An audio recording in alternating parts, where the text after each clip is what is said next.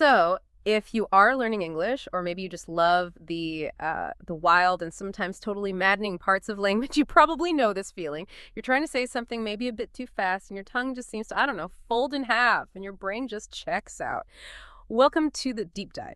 Today, we are wrestling with the delightful, sometimes dictionary-defying world of English tongue twisters. And look, this isn't just kid stuff. These little linguistic puzzles, they're actually a pretty serious tool. Mm-hmm. Yeah, they've been helping people nail English pronunciation for ages. Not really by teaching new words, but by forcing you to master those really tricky, slippery sounds English loves to throw at us.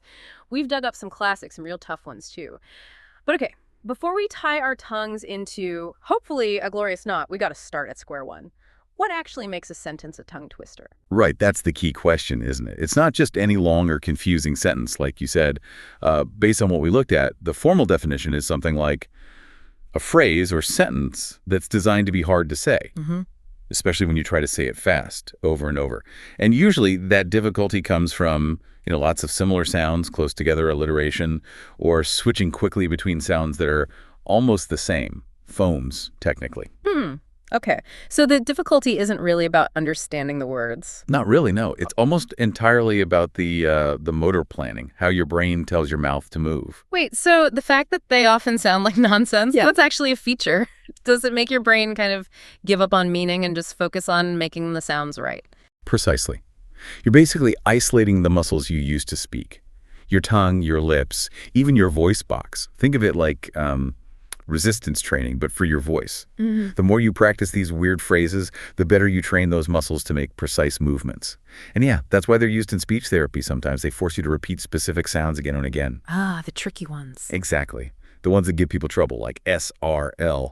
And yeah, that infamous T sound. That makes a ton of sense. You're focusing just on the mechanics, the articulation, not the meaning. It's like creating a cleaner pathway in your brain for those sounds. Okay, let's warm up then. Before we tackle the monsters, we've got a few short ones. Kind of like stretching before a workout, right? These are great for getting the tongue moving. Try saying them with us. We'll do each one slow, then fast. Ready? First one, that tricky R and L combo, slow. Truly rural. Okay, now fast. Truly rural. Phew. Yeah, even that short one is pretty revealing. You feel how quickly you have to pull your tongue back for the R in truly, then flatten the tip right up front for the L in rural. That super quick switch. That's where a lot of people, native speakers included, can stumble. I definitely felt that little snap. Okay, next. This one targets E and L, needs quick front of the mouth work. Slow. 11 benevolent elephants. All right, faster. 11 benevolent elephants. That needs some real speed, but also precision on those E and L bits. It feels quite light, almost bouncy, but keeping that L clear when you speed up. Yeah. That's the challenge. Totally. The L just vanishes sometimes. Okay, how about some hard C and Q sounds? Back of the throat work. Slow. Cook cupcakes quickly. And fast. Cook cupcakes quickly. And one more warm-up, a classic mixing W and CH. Slow. Which is which? Fast. Which is which? You see, even the short ones, when you really push for speed and clarity, they're deceptively tough. Okay. Ready to level up? Let's do it. Let's move into the mid-level challenges. These are the ones that really hone in on those classic problem sounds in English. First up, sibilance. That's the hissing quality you get with sounds like SZ, SH, CH. When you mix them up close together, it can get messy. Real clarity killer. Ah, yes. I think I know where this is going. The Mount Everest of sibilance. She sells seashells by the seashore. Let's try it. And what makes that one so brutal is that constant split-second switch going between the soft S and the slightly slushier SH. Your brain's got to manage airflow and voicing because seashells has that Z sound hidden in it. It's almost designed to make you slur if you're not careful. It really is. And if that wasn't enough S practice for you, here's a shorter one. Try saying this a few times fast. Selfish, shellfish. Yeah, selfish, shellfish, selfish, shellfish. That quick ish to shell change is surprisingly intense, isn't it? It really is. Okay, what's next? Let's go back to that LR combination. It forces your tongue to do completely opposite things very quickly. Right, the LR battle. I'm ready. This one's a must-know, a real classic. Slow. Red lorry, yellow lorry. Okay, faster. Red lorry, yellow lorry. Wow, okay. You really feel the tongue gymnastics there. Pull back for R. Flatten for L, back and forth. It's a proper physical workout for the tongue. And just to isolate the R a bit more, make you feel like your tongue's made of, I don't know, rubber. Try this one. Really? Rural rabbits rarely run rapidly. Oh boy. Really rural rabbits rarely run rapidly. Phew. Okay, the key there is keeping that R sound distinct all the way through, right? Even when fast. Exactly. Don't let it get lazy. Yeah. Okay, last one for this section. The TH. This one's tough because, well, your tongue has to get right up against your teeth, which kind of interrupts the flow. Ah, the dreaded TH. And it's extra tricky because English has two main TH sounds, right? There's the unvoiced one, just air, like in thought. Then there's the voice when we add vibration, like in the or that. Right, and switching between voiced and unvoiced quickly. That's the tricky bit. Bring on the TH torture test. Okay, this one forces you to nail both sounds clearly. Try. I thought a thought. But the thought I thought wasn't the thought I thought I thought. Slow first, maybe. I thought a thought. But the thought I thought wasn't the thought I thought I thought. Now, try speeding that up. I thought the thought. I thought I thought. I thought I thought. Wow. Okay. You really have to think about where your tongue is. It forces that clarity? It does. It stops your brain from taking those little shortcuts it usually takes in normal speech. Okay. Mid-level. Conquered. Maybe. Now. The advanced runs. Yeah. You know, when we talk speed, people think of rappers like Eminem, right? What was it, like 11 syllables a second in Rap God? Is that kind of speed actually useful, though, or just impressive? Hey, that's a great point. That kind of extreme speed, Eminem speed, that's really about performance, showing incredible motor skill. For professional clarity, think news anchors, actors. The goal is more about control at speed, not just raw velocity. And that brings us perfectly to, well, the scientific challenge, the one designed purely to test precision under pressure. Oh, this is the legendary one from MIT, right? Back in 2013, they set out to find the single hardest phrase to say quickly, not longest, but hardest. Exactly. And they found the real difficulty wasn't length. It was the cognitive load, making your brain handle tiny, rapid, conflicting movements of the tongue and lips for similar sounds. And the winner, the undisputed champ according to science, is, drumroll please, Pad kid poured curd pulled cod. Okay, just reading that slowly feels weird. Pad kid poured curd pulled cod. Let's try it fast.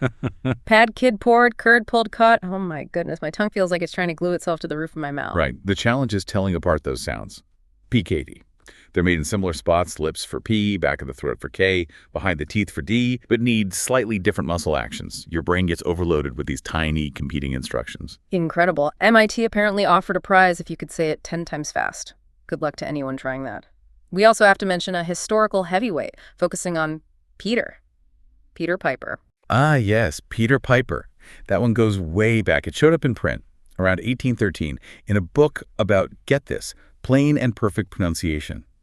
So people have known this trick for centuries, improving speech clarity. Amazing. Okay, let's try the full monster. It just hammers the P and K sounds. Yeah. Piece by piece, slowly. Peter Piper picked a peck of pickled peppers. Keep going. A peck of pickled peppers Peter Piper picked. If Peter Piper picked a peck of pickled peppers... Damn a finale. Where's the peck of pickled peppers Peter Piper picked? Woo! It's just relentless, isn't it? All that alliteration. It's designed not just to trip you up, but basically to exhaust the specific muscles you need for P and K. Forces absolute control. Okay, so we've definitely established they're fun and they're hard. But let's switch gears a bit. From fun to function. Why should people, actually bother twisting their tongues like this? Who really uses these professionally? Oh, loads of professionals rely on them. Seriously, we're talking actors, politicians, news anchors, basically anyone whose job depends on speaking clearly, especially under pressure, live audience, live broadcast, that kind of thing. You'll often find them doing these little drills, these twisters, right before they go on. Really? So it's more than just a warm-up. Is there some deeper, maybe cognitive thing happening? Yeah, it's much deeper than just warming up the muscles, although it does that too. It's more about calibration, neurological control. See, in normal chat, your brain takes shortcuts, right?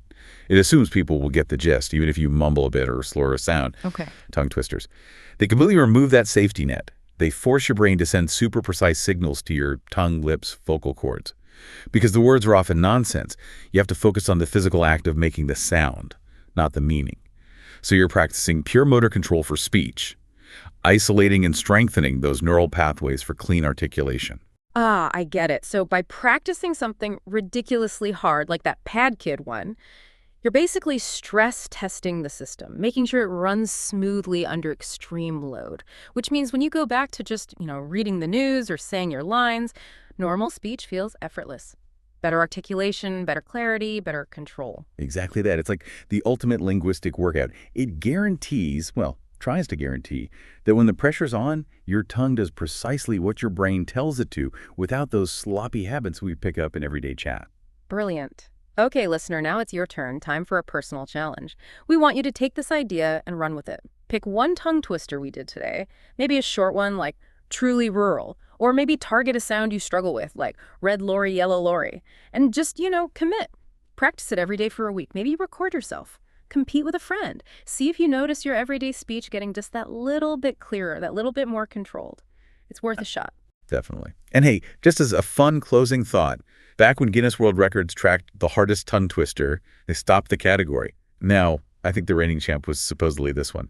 The sixth sheep sick. Try that one on for size. Oh, wow. The six sheep sick, that mix of S, sh, K, and TH. Yeah, that's just brutal. A perfect example of how surprisingly complex these simple-seeming phrases can be. They really are a great and genuinely fun way to level up your pronunciation and clarity.